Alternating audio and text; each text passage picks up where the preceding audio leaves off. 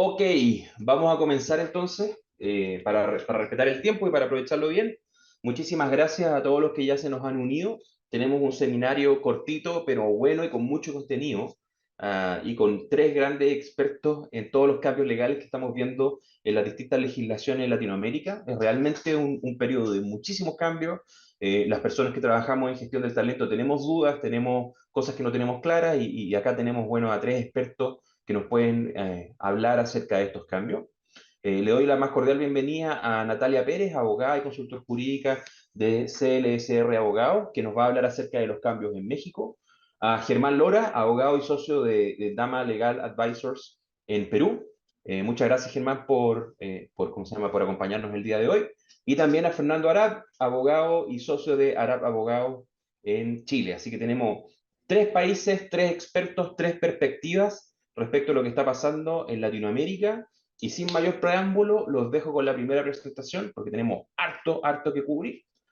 Por favor, Natalia, si nos puedes comentar un poco lo que hacemos. Para los que no nos conocen, nosotros somos una plataforma de gestión del capital humano donde tú puedes hacer todos tus procesos de gestión del talento, desde la selección, el reclutamiento, la contratación, el onboarding, el pago de nómina. Estamos creciendo mucho en Latinoamérica y nos encanta poder compartir todo lo que vamos aprendiendo. Así que encantado de poder conversar al final de este seminario si que quieres saber más acerca de Rank.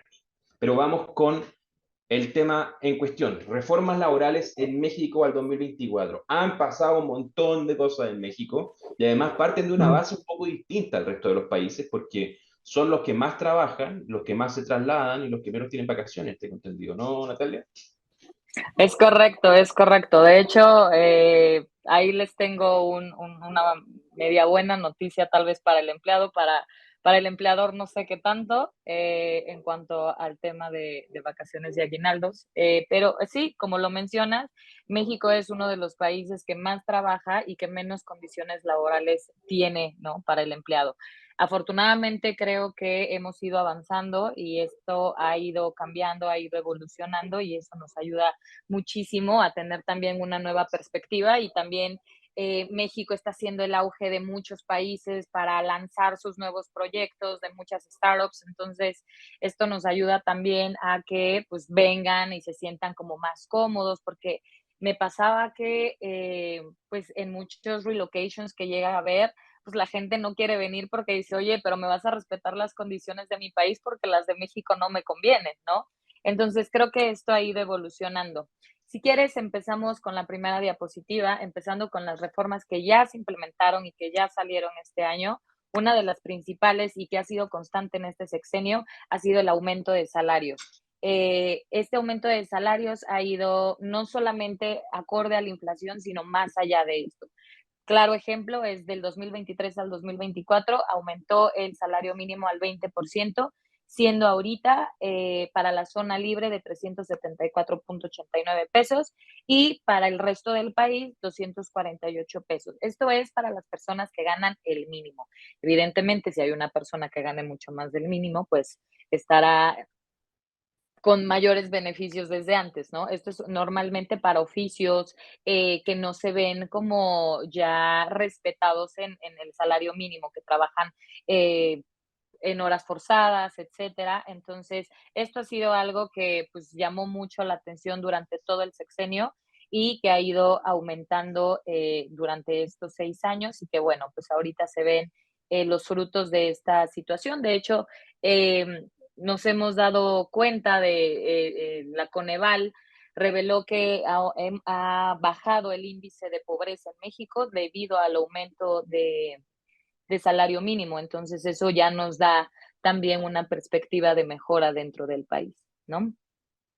Y en consecuencia, el siguiente punto, el tema de home office o teletrabajo, como ustedes saben, a partir de la pandemia, pues empezamos a nosotros en México a tener días de teletrabajo que antes no se consideraban en lo absoluto en el país. Entonces, desde el año pasado, en la NOM 037, que establece estas características de seguridad y salud para el teletrabajo, se han ido modificando continuamente.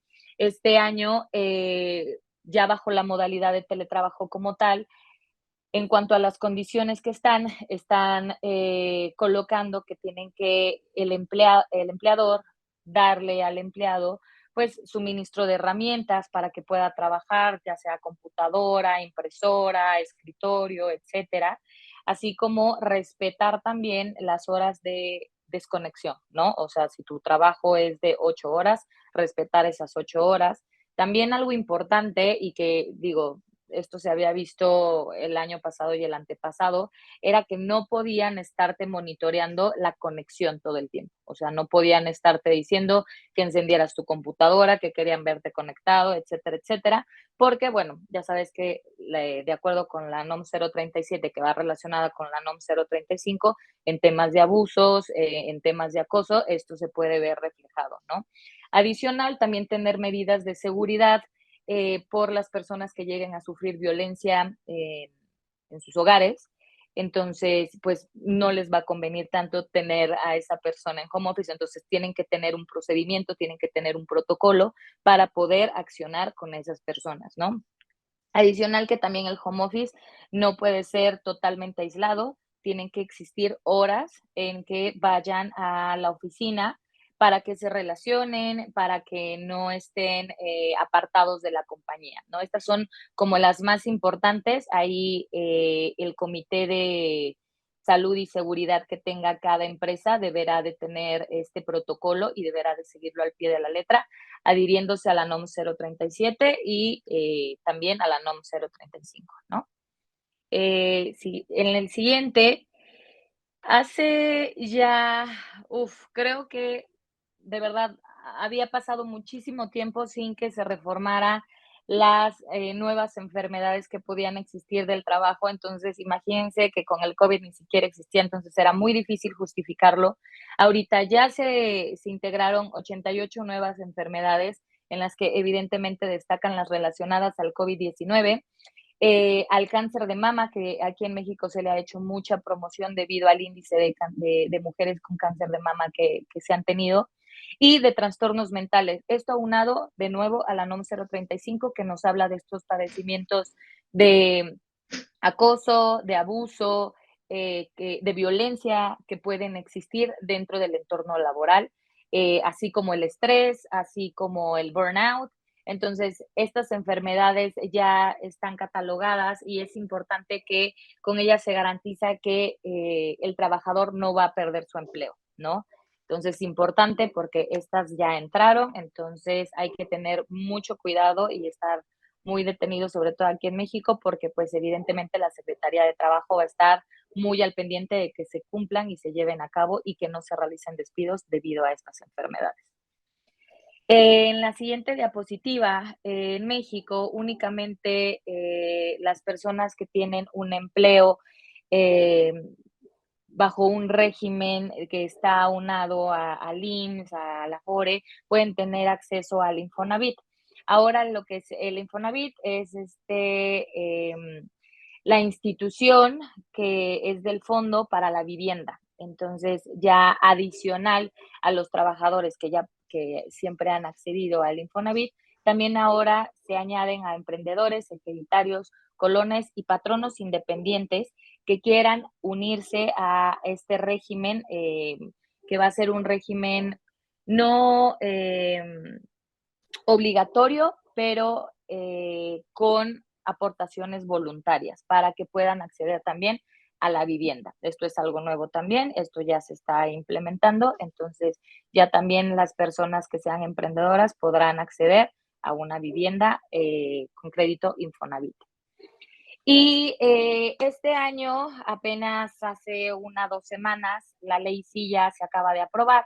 ¿Qué es la ley Silla? Pues proveer a todos estos empleados que sobre todo pasan todo su tiempo de pie, trabajando, sobre todo lo que tenga que ver con eh, personas que trabajan en showrooms, en centros comerciales, etcétera, etcétera, deberán asignarles una silla, deberán asignarles espacios para que ellos puedan ir y tomar su descanso correspondiente. Había un artículo muy interesante que mencionaba que las personas solo podían estar de pie un aproximado de 40 minutos en diferentes lapsos de tiempo, debido a que de lo contrario podrían empezar a tener problemas lumbares, ¿no? Entonces, esto ya se aprobó. Un dato importante es que esto va a tener el empleador un periodo de 180 días para poder cumplir con la ley, para poder implementar todos los cambios que sean necesarios del empleador, ¿vale? Perfecto. Y estas son las que ya se están implementando de materia laboral, las que ya están funcionando. Ahora, las posibles reformas que están en revisión en cuanto al poder legislativo es reducción de la jornada laboral. Esto ya se está trabajando a finales de febrero, o sea, si no sale ahorita, debe salir a principios de marzo. Ya pasar de 48 a 40 horas, esto quiere decir que las personas ya no solamente van a tener un día de descanso, sino ahora se invita a que tengan 2 días de descanso, entonces solamente trabajen un periodo de 40 horas. Ese esquema se maneja de 5 por 2, 5 días laborales, 2 días de descanso, ¿no? Entonces, esta es una propuesta. Va a estar vigente a partir de la publicación en el Diario Oficial de la Federación. Entonces, esperemos que en breve vaya a salir. Esto es algo que ya solamente falta que sea publicado, ¿no? Ya está revisado y ya en el Pleno ya lo tienen, pues, con todas las modificaciones que se tienen que hacer a ese artículo. Otra posible reforma que está por entrar, que va unada a la primera, es en cuanto a la explotación laboral. Es decir, si le exigimos a una persona trabajar más de 48 horas, ya se va a tomar repercusiones por parte de las leyes, ¿no? Esto quiere decir que podrán tener una multa de 50,000 pesos aproximadamente para el patrón y más de 12 años de cárcel, porque lo están aunando a también trata de personas por obligarlos a trabajar mucho más horas forzadas, ¿no? Esto se está revisando desde el año pasado en la Cámara, entonces posiblemente en cuanto salga lo de la reducción de la jornada laboral, es posible que vaya a salir también esta nueva reforma, ¿no? Y esto salió ayer, esto es fresquecito, ya aprobaron que pasara lo del aguinaldo digno. ¿Qué es lo del aguinaldo digno? Bueno, se estaba manejando que son 15 días de aguinaldo por un año trabajado para los trabajadores. Ahora bien, quieren incrementarlo, aunque en lugar de 15 días sean 30 días totales como mínimo obligatorio, y así se va a modificar el artículo 87 de la Ley Federal del Trabajo. Esto salió ayer, de que ya está aprobado, ya pasó a pleno. Esto quiere decir que van a dar las últimas revisiones, indicaciones para el día de mañana ya poderlo publicar. Entonces, de esto estemos súper pendientes porque ya está aprobado, ya va a salir, ya solamente va a revisión de pleno y sale. Eh, Otra posible reforma o cambio que puede llegar a existir es acerca de la reforma de 1997. En México, las personas se podían jubilar siempre y cuando estuvieran en la ley anterior, que es la de 1973, la cual mencionaba que las personas que cotizaran 500 semanas ante el Instituto Nacional del Seguro Social tenían derecho a una pensión que se calculaba a los últimos 5 días de salario. Eso era anteriormente. Cuando vino la reforma de 1997, se quitó completamente y únicamente lo dejaron bajo dos formas. Una era por renta vitalicia y retiro programado, que dependían un poco del monto de las administradoras de fondo para el retiro, que es el Afore. Entonces, ahora lo que se manejaba era que entre más le inyectaras al Afore, era lo que posiblemente te podía tocar de pensión, pero de todas maneras no se garantizaba hasta el fallecimiento. Entonces, el presidente López Obrador, desde el año pasado, mencionó que una de sus últimas reformas importantes que quería meter ante el Congreso era cambiar de nuevo, quitar esta reforma de 1997 y seguirnos manejando para los adultos jóvenes, todavía bajo el criterio de la de 1973. Eh, Perfecto. Eso está buenísimo. Las últimas que tenemos por ahí, creo que me falta una. Ajá.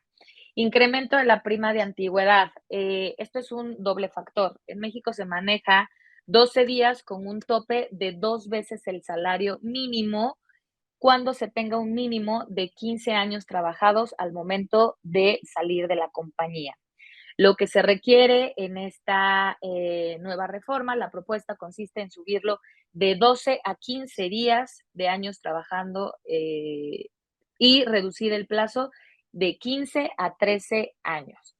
Esta propuesta todavía no tenemos fecha, se está revisando, así que todavía podemos esperar a que pueda salir. No sabemos si este año como tal, pero bueno, ya está en la mesa.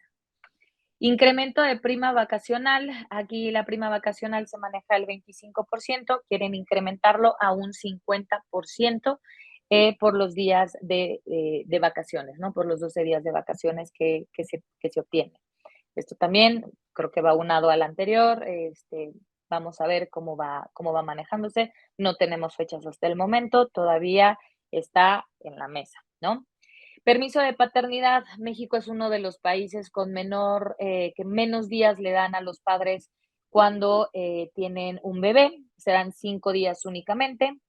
Esto quieren cambiarlo de 5 a 20 días y hasta 30 días en caso de que pueda existir alguna complicación. Esto aplica ya sea un hijo biológico o por adopción. Entonces, esto sería una súper buena noticia.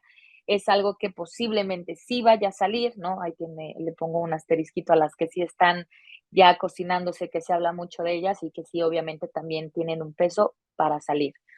Otra de la que se habla es aumentar los días feriados, donde se incluirían el 5 de mayo por la batalla de Puebla, 10 de mayo, Día de las Madres, 15 de mayo, Día del Maestro, 1 de octubre de cada 6 años por el cambio presidencial, 1 y 2, que es el Día de Muertos, y el 12 de diciembre, que ya lo toman los banqueros por el Día del Banquero, pero también se va a tomar por el Día de la Virgen.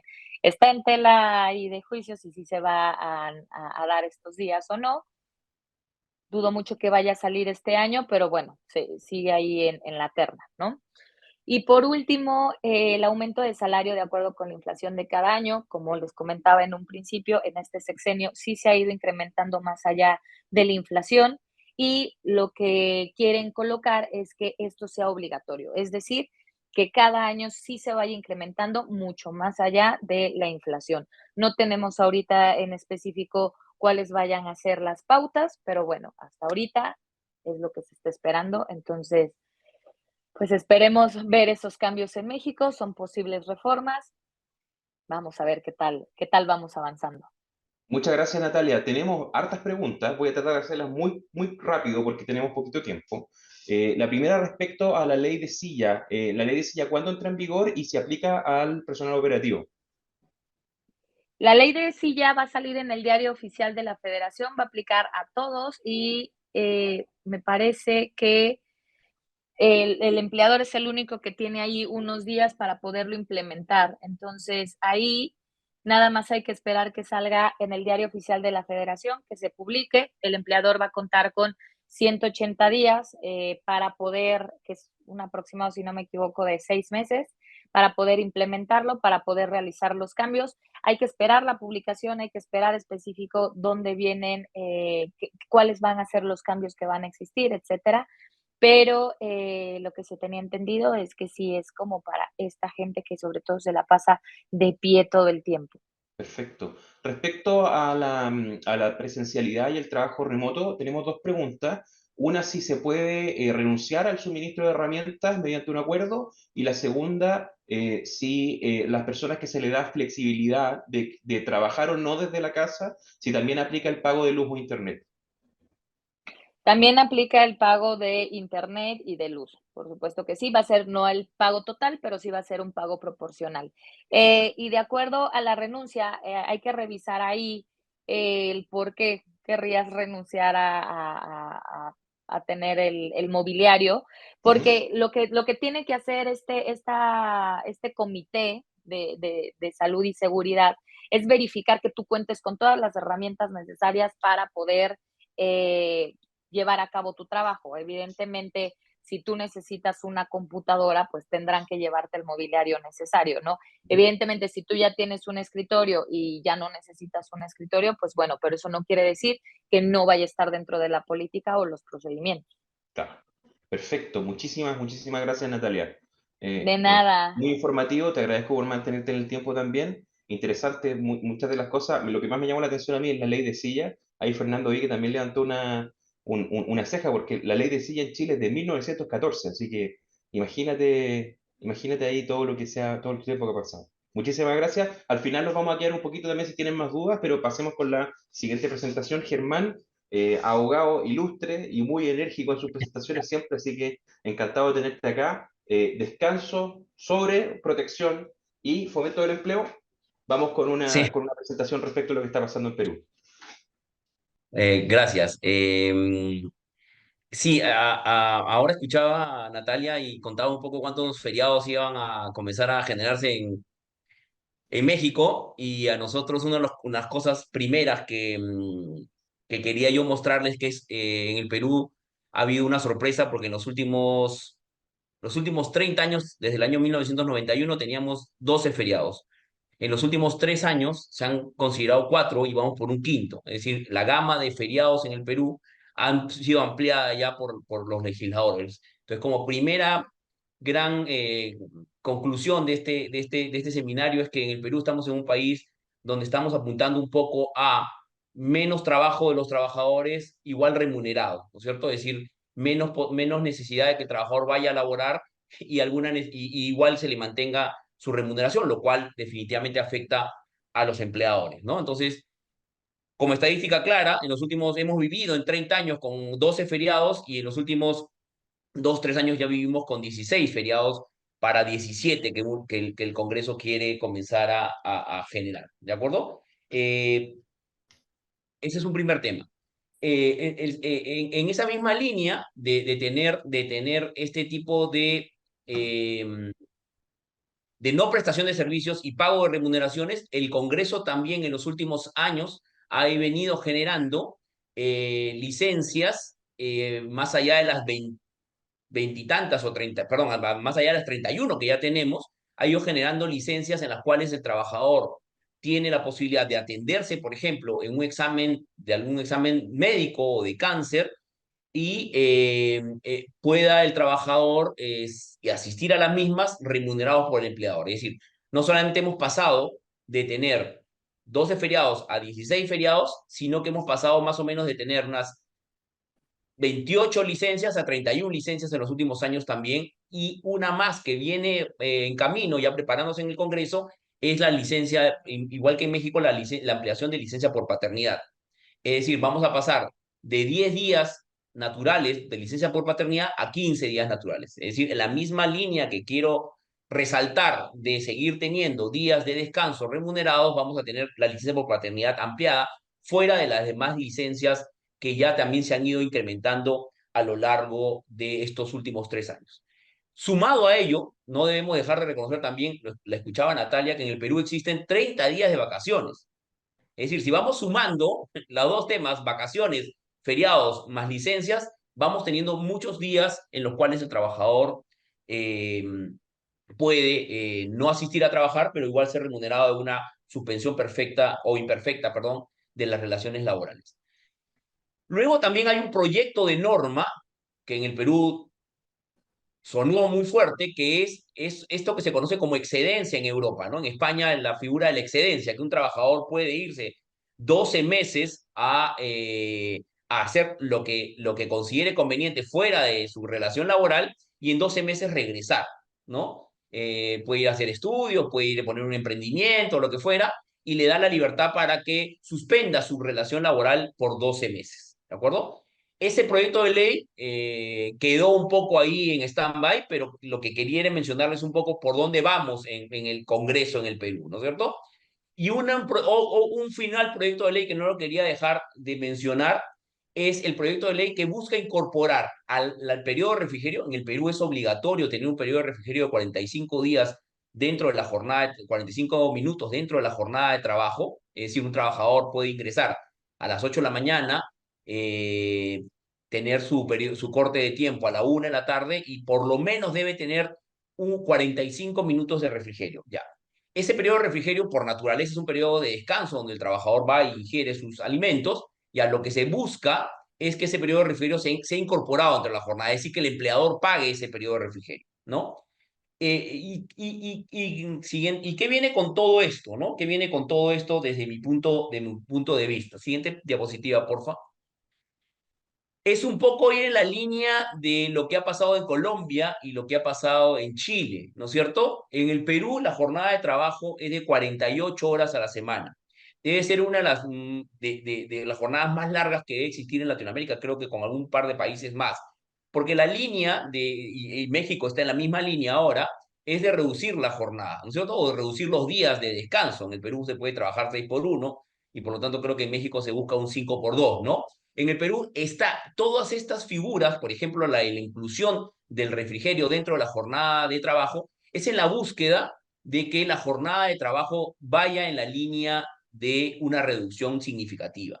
Lo que pasa es que no somos francos todavía en el Perú, no somos directos, el Congreso no es directo y los congresistas no son directos en decir claramente que lo que se busca es una reducción de jornada. Están tratando de dinamitar el tema de la jornada de trabajo por otros lados, con mayores feriados, con mayores licencias, con inclusiones del refrigerio entre la jornada de trabajo, pero no están siendo claros en el tema de hacia dónde vamos, ¿de acuerdo? Pero creo que ese es, yo siempre le digo a mis clientes, creo que ese es el siguiente paso. El camino del Perú es a tener una jornada de trabajo mucho menor a las 48.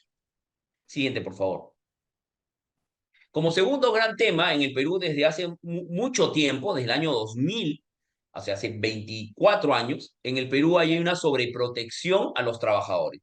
Para los que no conocen la legislación, la sobreprotección, digo, en entrada y en salida. Para los que no conocen la legislación laboral peruana, el Perú es uno de los pocos países en el mundo donde existe estabilidad laboral absoluta. ¿Qué quiero decir con ello? Si yo mañana desvinculo a un trabajador sin la existencia de una causa grave, por ejemplo, no una falta grave, si no lo consigo, lo quiero desvincular porque no, porque el puesto de trabajo ya no es el que necesito, o por un tema de productividad, o un tema económico, quien decide cuál es la reparación frente a ese despido es el trabajador. Y el trabajador tiene la posibilidad de que lo reponga o que lo indemnice. Es decir, la decisión de si yo regreso a trabajar no está en el empleador, si no está en el trabajador. Y esto se ha ido incrementando, se ha tratado de no solamente darle a los colectivos en general esto, sino, por ejemplo, al tema hay un proyecto de ley hoy de la sobreprotección de la madre, de la mujer embarazada, de la madre gestante o la madre lactante. ¿Qué quiere decir con ello? Por ejemplo, había una protección de 90 días a la mujer que había tenido un hijo y ahora la protección es amplia, ya no tiene un límite de tiempo de 90 días, o lo que se busca por lo menos es eso, ¿no?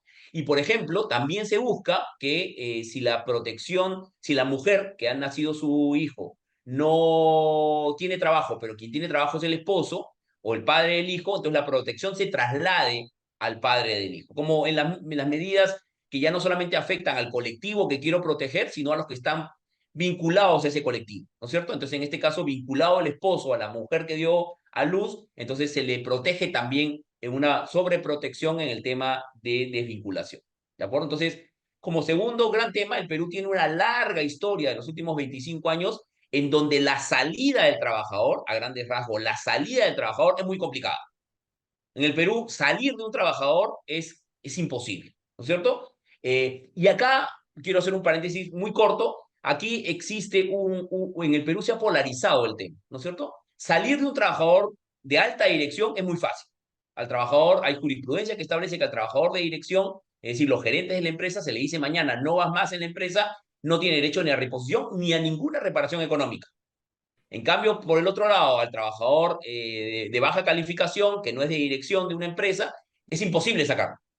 Entonces, ya, por la jurisprudencia peruana, se ha polarizado el derecho laboral en el Perú en lo que es desvinculación. Hay una desprotección total a los trabajadores de alta dirección y una sobreprotección a los trabajadores de medios, de mandos medios o bajos. ¿De acuerdo? Y finalmente, eso es lo que yo les hablaba de las licencias. Si finalmente, para los que no son peruanos, en el Perú uno de los temas más álgidos en materia de mercado laboral es la informalidad laboral. En el Perú, casi el 80% de los que prestan servicios en el Perú son informales, ¿no? Se asustan. Yo le pongo un ejemplo. Los trabajadores del hogar, o sea, los trabajadores del hogar tienen un grado de informalidad del 95%, es decir, ni una trabajadora del hogar por cada 10 es formal en el Perú. Le pongo ese ejemplo porque es el del día a día que tenemos, ¿no? Eh, y hay regiones en el Perú que el grado de informalidad llega al 98%. Es decir, dos bancos y dos empresas más en esa localidad son sus trabajadores formales, los demás no. Entonces, como consecuencia de ello, lo que se necesita en el Perú fundamentalmente, fuera de normas que lo que han hecho, como lo he mencionado hace un minuto, de sobrecargar las relaciones laborales, lo que necesita el Perú son normas para facilitar la contratación formal.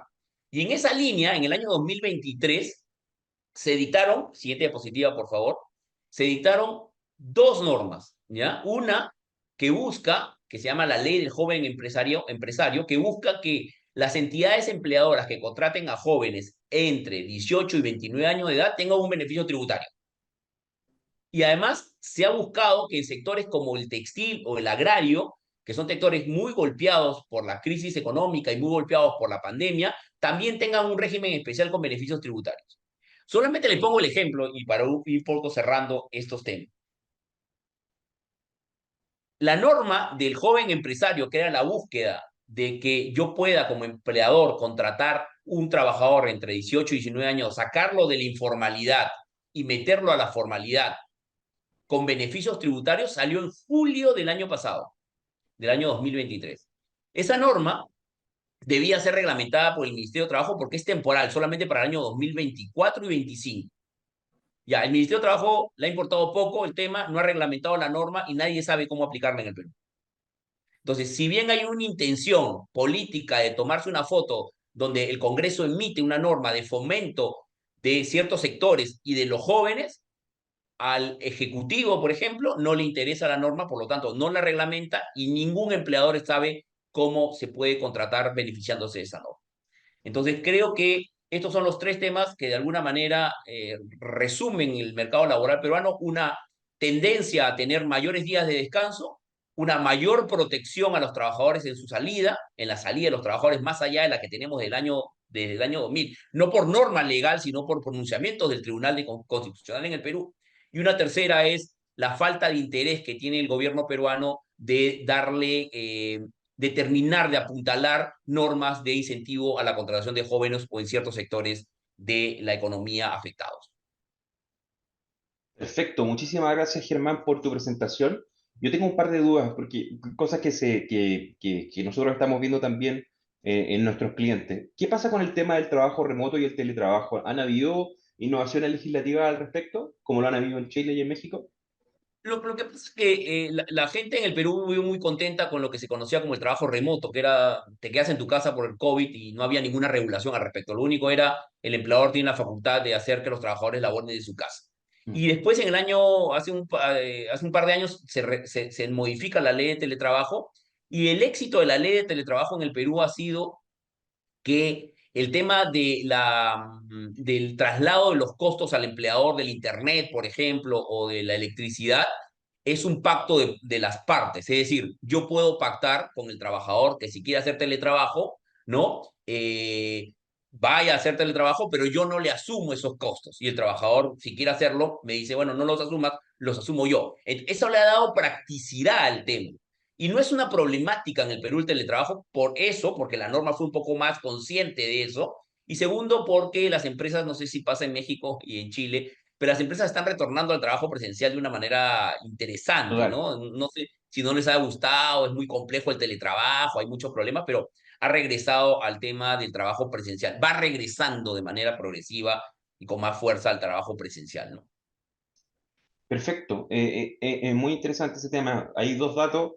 Chile fue el país que más se pasó al teletrabajo. En algún momento llegamos a tener a más del 60% de los profesionales teletrabajando y hoy es solo el 5% de las Correcto, personas que trabajan, que sigue siendo correcto. Yo mucho creo más que de lo que había antes, pero cada año vas a ver, en Perú pasamos de 2.000 a 400.000, ¿no? Por la pandemia. Y tú ves que ya el Ministerio de Trabajo tiene estadísticas estamos en 200.000, alrededor de 200, o sea, la mitad de lo que tuvimos en pandemia, exactamente como, y seguramente vamos a ir bajando, ¿no? Y además, Exactamente. interesante porque en el Perú no se ha regulado hasta cuándo es teletrabajo. Es decir, en el Perú muchas empresas lo que han mantenido es tener un día de teletrabajo. Claro. Entonces la pregunta es, oye, ¿tener un día de teletrabajo hace que la prestación de servicios se incluya dentro de la ley del teletrabajo o es una figura de flexibilización normal, de una jornada normal de trabajo? Eso está en Exactamente. discusión todavía. Sí. Muchísimas gracias, Germán, por tu presentación. Otro dato freak ahí que el país con más feriados, ¿saben cuál es o no? En el mundo. Brasil, ¿o No, no? hay un empate entre India y Colombia, con 18 feriados legales cada uno. Estamos por llegar entonces, nos faltan uno, no más. Sí, le falta poquito. Vamos entonces con Fernando. Fernando Arad, abogado, muy, ¿cómo se llama? Muy experimentado en temas laborales, tanto desde la abogacía como desde los organismos del Estado. Así que encantado de tenerte acá, Fernando, para que nos cuentes sobre los cambios legales que están impactando el mercado laboral en Chile, que son varios y son bastante profundos. Así que te dejo el espacio. Muchas gracias, Fernando. Bueno, muchas gracias, Felipe, por la invitación. Saludar a Natalia y a Germán. Varias cosas en común en los países y varias cosas bien distintas también. Así que ahí voy a intentar hacer algún paralelo en alguna de las materias. Efectivamente, en Chile estamos con varias leyes laborales bien potentes que están entrando en vigencia ahora, ¿ya? El próximo mes de abril entra en vigencia la ley de las 40 horas, que tiene una vigencia, y si quieres pasamos a la lámina siguiente, una vigencia que es gradual y progresiva, porque hoy día en Chile, ustedes saben, tenemos 45 horas, a partir de abril de este año van a ser 44 horas, en el año 2026 vamos a bajar a 42 horas y recién el año 2028 se va a bajar a 40 horas. Por lo tanto, es una rebaja importante, pero se está haciendo de manera gradual y de manera progresiva, lo cual sin duda es importante. Y adicional a la rebaja de jornada, algo bien valorable que se está haciendo es incorporar flexibilidad. En general, nuestros países, Perú y México no son la excepción, Chile también lo es, tenemos legislaciones laborales bastante rígidas. En el caso de Chile, somos el quinto país de la OCDE con mayor rigidez laboral, cosa que no nos debe enorgullecer seguramente. Y somos el quinto país de la OCDE también con menor productividad. Y por lo tanto, la ley de 40 horas, junto con reducir la jornada, y esto fue parte del acuerdo político que se hizo, se dijo, ok, estamos reduciendo la jornada, estamos manteniendo los salarios, pero incorporemos flexibilidad para poder, obviamente, intentar mejorar en algo la alicaída productividad de nuestros países. Y la ley de 40 horas incorpora básicamente 4 temas de flexibilidad. No sé si, Felipe, podemos pasar a la lámina siguiente. Yo estoy pegado en la primera. Ahí, ahí. Incorpora 4 temas de flexibilidad. Uno es la jornada promedio mensual. La jornada promedio mensual sale de la lógica tradicional del derecho al trabajo de la jornada semanal y pasamos a una lógica de jornada mensual. Jornada mensual con ciertos límites, pero que permite jugar dentro del mes con las distintas jornadas de trabajo. Y va a permitir, manteniendo el promedio de 40 horas en el mes, llegar 2 semanas a 45 horas y en consecuencia 2 semanas 35 horas. El promedio me da 40. Eso va a permitir, por ejemplo, que algunas industrias, algunos sectores, algunos servicios que tienen mayor carga de trabajo en algunas semanas del mes puedan tener mayor horario en esa semana y menor horario en otras. Y cuando el acuerdo es con la organización sindical, se permite llegar a 52 semanas, 52 horas semanales. Ahora bien, si llego durante 2 semanas a 52 horas semanales, las otras 2 semanas del mes voy a tener que trabajar 28 horas. Lo importante es que el promedio quede en 40 horas mensuales y por tanto para algunas empresas está una norma de flexibilidad, a lo mejor incipiente, a lo mejor no tan relevante, pero que creo que aporta en ese sentido. Primera norma de flexibilidad. La segunda norma de flexibilidad que se incorpora es la jornada 4x3. En Chile, al menos, la jornada laboral tradicional, ordinaria, solo se podía distribuir en no menos de 5 ni en más de 6 días. Eso cambia con la ley de 40 horas y se va a poder distribuir en 4 días. Por lo tanto, van a poder haber 4 días de trabajo y 3 días de descanso. El ejemplo típico es trabajar lunes, martes, miércoles y jueves, descansar viernes, sábado y domingo, pero no necesariamente son esos días. Yo podría trabajar de martes a viernes y descansar sábado, domingo, lunes, o de miércoles a sábado, etc. ¿Ya? Y la jornada 4x3 también es una norma importante de flexibilidad. Se incorporan además dos normas de conciliación trabajo y familia, que son los bloques horarios. Los bloques horarios hoy día en Chile existen en el sector público con bastante buenos resultados y ahora se incorporan en el sector privado, que es básicamente establecer que algunos tipos de trabajadores, con excepción de aquellos que trabajen en sistema de turnos, con excepción de aquellos que trabajen de venta directa a clientes o a consumidores, más bien para personal administrativo, van a poder tener bloques de horario de 2 horas. Dependiendo del horario de ingreso, se determina el horario de salida. Es decir, un trabajador o trabajadora podrá tener un bloque de horario de ingreso de 8 a 10 de la mañana. El trabajador va a decidir unilateralmente en qué horario llega dentro de ese bloque. Y dependiendo del horario de ingreso, se determina su horario de salida. Si llega a las 8 de la mañana, su horario de salida es a las 5 de la tarde. Si llega a las 9 de la mañana, a las 6 de la tarde. Y si llega a las 10 de la mañana, a las 7 de la tarde. El trabajador elige. Y eso tiene una lógica básicamente de conciliación vía familiar, vía laboral. Si yo decido hoy en la mañana ir a dejar a mis hijos al colegio y no alcanzo a llegar a las 8 de la mañana, llegaré a las 9, pero sé que si llego a las 9 voy a salir una hora más tarde en la jornada de la tarde.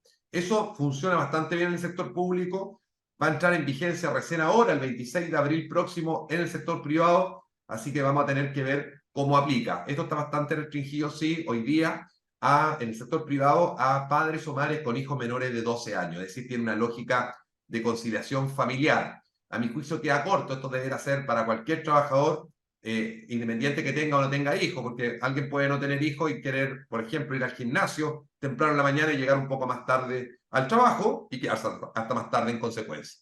Vamos a tener que ver cómo avanza. Y lo cuarto que se establece como norma de flexibilidad es la posibilidad de cambiar las horas extras por vacaciones. En Chile las horas extras se deben pagar con un recargo que en el caso nuestro es de un 50% por sobre el valor de la hora ordinaria. Si la hora ordinaria vale 10, la hora extraordinaria vale 15. ¿Qué es lo que establece la ley? La posibilidad que el trabajador con el empleador acuerden que las horas extraordinarias, en vez de pagarse, se cambien por días adicionales de feriado o de vacaciones, con un tope de 5 días más al año. En Chile, a diferencia de Perú y de México, tenemos 15 días hábiles de vacaciones. No tenemos 20 ni tenemos 30, tenemos 15.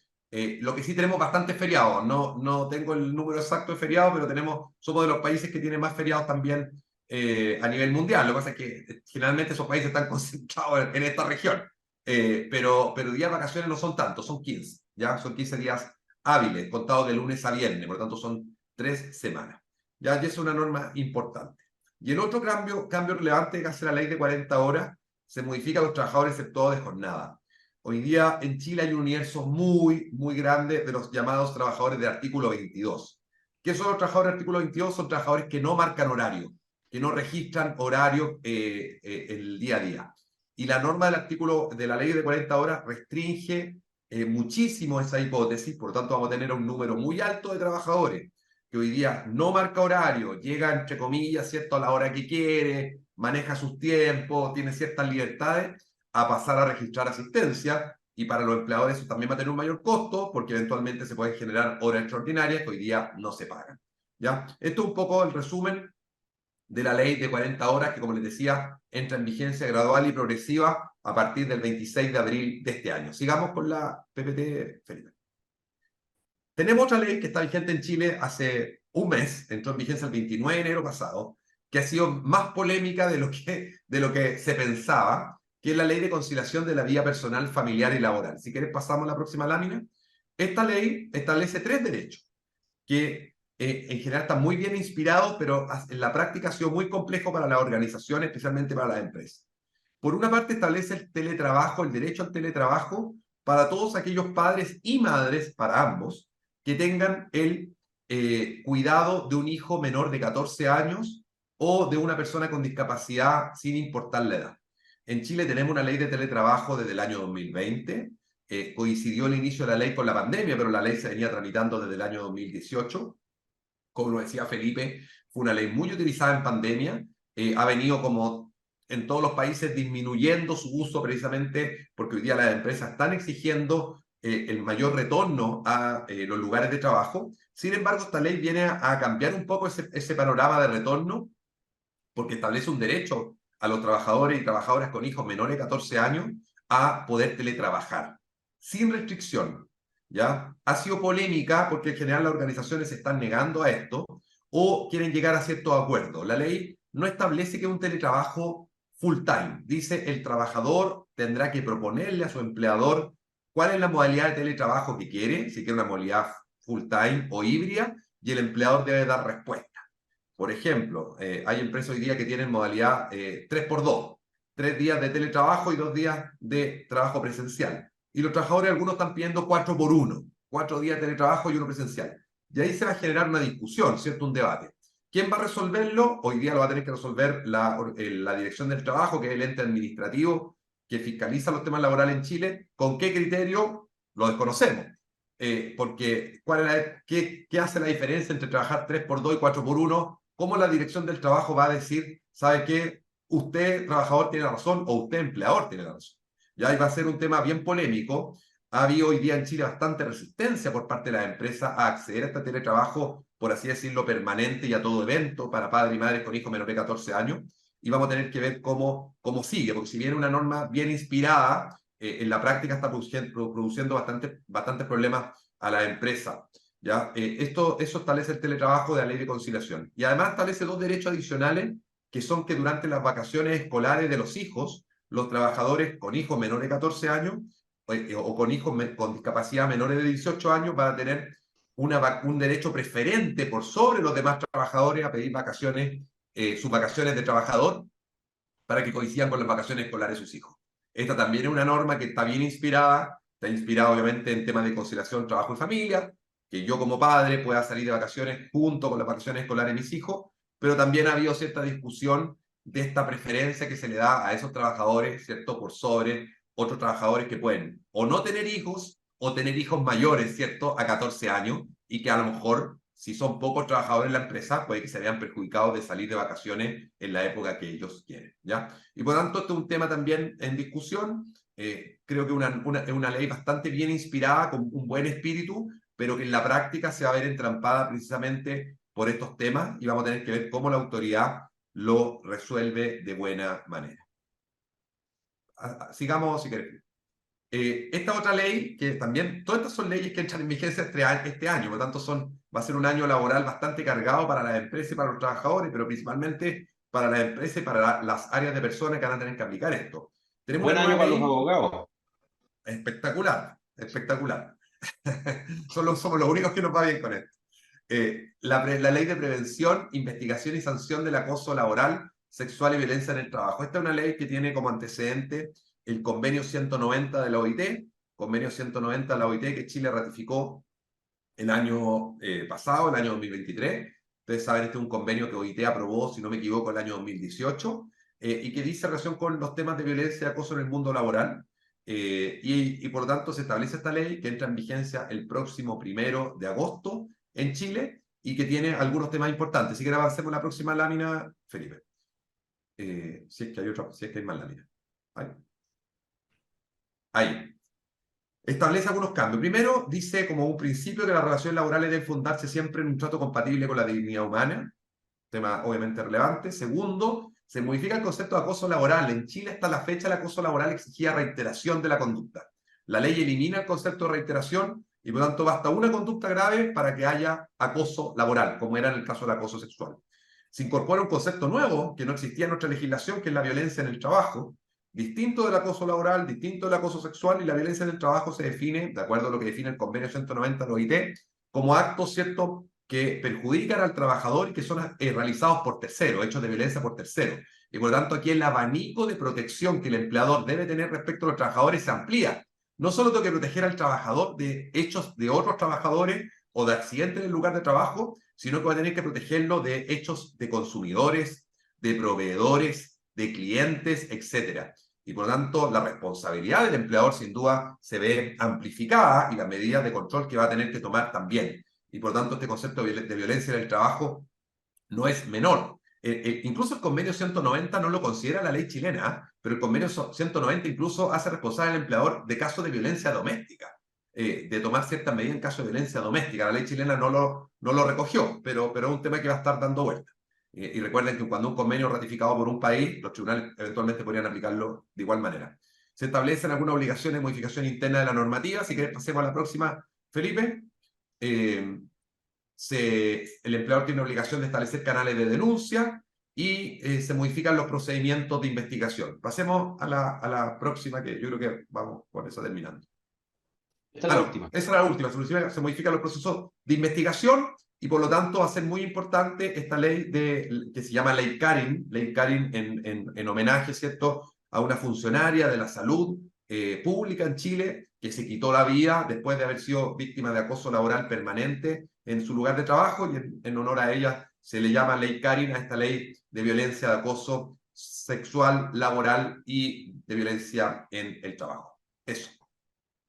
Perfecto, Fernando. Muchísimas gracias. Oigan, y felicitaciones a los tres porque contra todo pronóstico estamos perfectos con los tiempos y vamos a alcanzar a poder ver preguntas adicionales. Así que le invito a todos los que están con nosotros, tenemos más de 100 personas conectadas, a que nos dejen sus preguntas para poder ir cubriéndolas.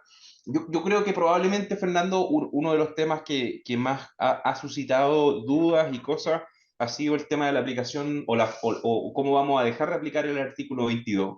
Sí. Dentro de las cosas que se saben hasta ahora, ¿está la posibilidad de que una persona decida seguir con las condiciones laborales actuales o tenemos que implementarlo en todas las personas que no corresponden a gerente o personas sin supervisión directa? Sí, es buena la pregunta, Felipe, porque el paso de no tener jornada a tener jornada, no solo algo que a lo mejor uno tendería a pensar, a la empresa no les gusta, ¿cierto? Porque va a tener que tener horario, va a tener que pagar hora extraordinaria, sino que a muchos colaboradores no les gusta, porque pierden flexibilidad, porque pierden libertad, ¿cierto? Cuando yo paso a tener horario y tengo que marcar con una tarjeta o con mi dedo o con mi ojo, da lo mismo, un horario, y si llego tarde me amonestan, si llego tarde me descuentan, o si llego tarde reiteradamente me pueden despedir, a ese trabajador, a ese colaborador no le va a gustar mucho ese control. Y por tanto, respondiendo a tu pregunta, no, la ley no da esa facultad de que si el trabajador quiere mantenerse en el artículo 22, aunque no le corresponda, puede mantenerse. Tiene que pasar a tener jornada. Y vamos a tener que ver cómo se interpreta por parte de la autoridad. Yo pienso personalmente que los dictámenes que sacó la autoridad laboral, la Dirección del Trabajo, dictámenes del 1 y del 6 de febrero pasado, me parece que se pasan varios pueblos de lo que dice la ley. Ya la ley creo que no es tan restrictiva como es el dictamen. El dictamen básicamente lo que dice: cualquier trabajador que tenga algún tipo de supervisión, incluso supervisión de algún control sanitario, de algún control de seguridad, es una persona que tiene que tener jornada. Y con esa interpretación prácticamente no queda nadie fuera, ¿cierto?, de la norma. Por lo tanto, me parece, y así ha sido criticado en algunos foros, que la interpretación que está haciendo hoy día la autoridad laboral va más allá o es más restrictiva que lo que la ley estableció y que lo que se discutió en el Congreso, pero vamos a tener que ver cómo avanzar. Claro, acá hay otra pregunta que dice si esto es complementario con la flexibilización del horario de entrada. Entonces, si tengo que... ¿No?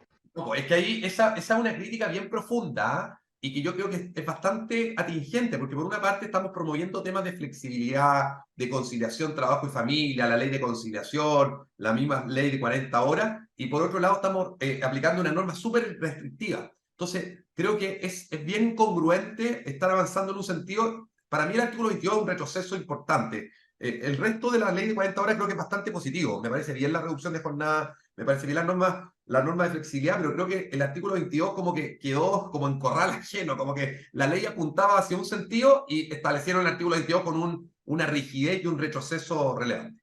Oye, Fernando, última pregunta al respecto. ¿Qué pasa con los salarios? Porque muchas veces cuando uno negocia un salario con el supuesto del artículo 22, uno tiene cierta claridad respecto a cuál va a ser el salario a fin de mes y por tanto una condición de riesgo menor a tener una persona que potencialmente podría incurrir en horas extra y eso te llevaría a que si tuvieras que negociar de nuevo el salario, lo negociaría más bajo para poder contemplar esa contingencia, ¿no?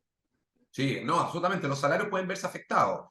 La ley dice que cuando tú pasas a un trabajador de un tipo de jornada a otra, no debieras modificar su salario, pero evidentemente si una persona que no tenía hora extraordinaria empieza a generar hora extraordinaria, va a haber un aumento de salario y un aumento de costo en consecuencia para las empresas. Por lo tanto, hay también una responsabilidad y una tarea para las organizaciones que si van a pasar a tener trabajadores con horario, van a tener que fiscalizar muy bien el cumplimiento de horario, que es el deber del empleador fiscalizar que no se trabaje en horas extraordinarias, porque de lo contrario sus costos van a aumentar. Perfecto. Aquí viene el comercial. Acabamos de lanzar una herramienta de control de horario que se llama Tempo nosotros en Rugby, así que si quieren saber más al respecto nos pueden preguntar. Tenemos una pregunta respecto a Perú. Respecto a Perú, el teletrabajo mixto para aquellos colaboradores que son sujetos de fiscalización, ¿es posible que sean sujetos de marcación cuando hacen trabajo presencial y no sujetos de marcación cuando realizan teletrabajo? O sea, en el fondo, Sí, ¿tienen que marcar siempre o cuando teletrabajan no tienen que no, marcar? no, porque por naturaleza el teletrabajo en principio debería ser un poco no sujeto a fiscalización. Además, la legislación peruana establece que uno de los trabajadores que no está sujeto a un control de horario o una jornada máxima es aquel trabajador que realizando teletrabajo distribuye el tiempo en las oportunidades que considere conveniente. Entonces, puede pasar, puede válidamente pasar que un trabajador venga a laborar lunes y viernes en la oficina y tenga que entrar a las 8 de la mañana y salir a las 6 de la tarde con su periodo de refrigerio y cuando haga teletrabajo sea libre. Eso es sin ningún inconveniente. Perfecto. Una pregunta, yo creo que esta es para Fernando. ¿Qué se entiende como supervisión directa? Bueno, muy buena pregunta. Supervisión directa, la Dirección del Trabajo ha dicho que hay un control funcional de la labor del trabajador. Es decir, que ese trabajador o trabajadora esté constantemente dando cuenta de su labor, de la realización de su función a un superior jerárquico. ¿Ya? Por lo tanto, supervisión directa no es, antes quedaban excluidos de supervisión directa aquellas personas que trabajaban fuera del lugar de la empresa, por ejemplo, vendedores en terreno. Hoy día la ley ha dicho no, el trabajar geográficamente en un lugar distinto no inhibe que haya supervisión directa, porque hoy día existen los medios tecnológicos para fiscalizar, ¿cierto?, la labor de un trabajador, aun cuando se encuentre a kilómetros de distancia. O sea, hay otra pregunta acá que apunta a lo mismo. En el fondo, ¿cuáles van a ser los mecanismos para poder determinar cuándo ocurre o no ocurre esta supervisión directa? Es algo que me parece que está bastante en terrenos de grises todavía, ¿no? Sí, absolutamente. Esta es una materia, a mi juicio, en que no hay certeza todavía. Y el pronunciamiento de la Dirección de Trabajo creo que deja más dudas que las que teníamos antes, porque el término supervisión directa existió siempre en Chile, con artículo 22 antiguo y nuevo. Lo que pasa es que el dictamen de la Dirección de Trabajo lo restringe en demasía y dice, basta que usted tenga algún tipo de control sanitario, de seguridad, de funciones, para que se entienda que tiene que tener jornada. Entonces vamos a tener que ver cómo avanza porque claramente deja más dudas que certeza. Perfecto. Oigan, estamos en el tiempo ya y quiero aprovechar el último minuto que tenemos para poder agradecer primero a todos los participantes. Tuvimos más de 150 personas conectadas. Es un tema muy interesante donde hay muchas cosas que hacer y que pensar y que prepararse. Así que les agradezco primero que todo a todos los que participaron y por supuesto Natalia, Fernando, Germán, increíbles las presentaciones, muy claras, estuvieron mucha apertura también para contestar las preguntas. Las personas que estamos en temas de capital humano siempre estamos muy al lado de los temas legales y queremos hacerlo lo mejor posible, tanto para evitarnos problemas como para poder avanzar con las agendas de dignidad, de buenas condiciones laborales y de equilibrio entre el trabajo y la vida familiar. Así que son temas que a nosotros nos apasionan y nos parecen demasiado importantes. Para los que han preguntado, siempre nosotros grabamos y les vamos a enviar a todos también los materiales y la grabación para que la puedan compartir, o sea, si tuvieron que salir.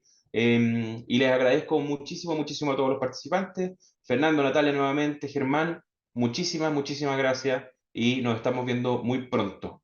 Si quieren saber más de Rugby, podemos conversar también, así que encantado. Un abrazo grande y nos vemos pronto.